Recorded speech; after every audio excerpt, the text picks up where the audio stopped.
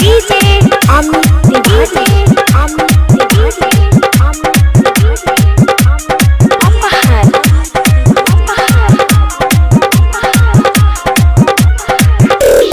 पढ़तानी नौआ में रहतानी गौआ में टेंशन भइल रहता का हो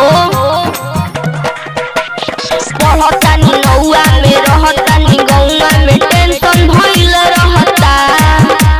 जानी ट्यूशन में बन के पोजीशन में फेरा में सभे रहता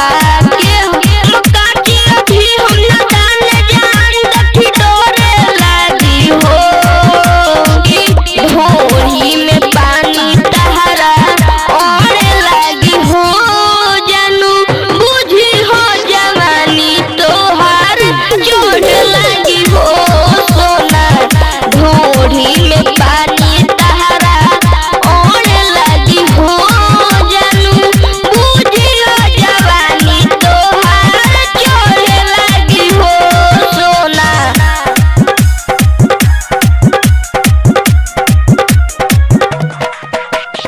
डीजे अमित तिवारी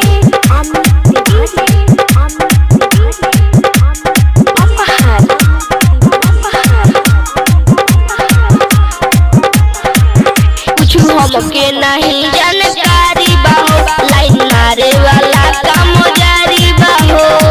का करता हो अरे कर दे ना हो धीरे धीरे जान जइबू जहिया उल्हा फान जइबू हो कुछ होके नहीं जानकारी बाहो लाइन मारे वाला काम जारी बाहो तो साथ धोलो हई हाथ सब संवरे लागी हो ढोली में पानी तहरा ओढ़े लागी हो जानू बुझी हो जवानी तोहार जोड़े लागी हो सोना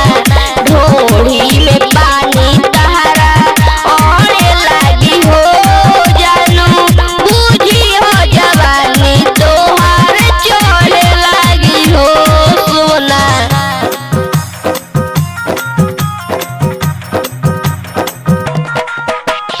डीजे अमित तिवारी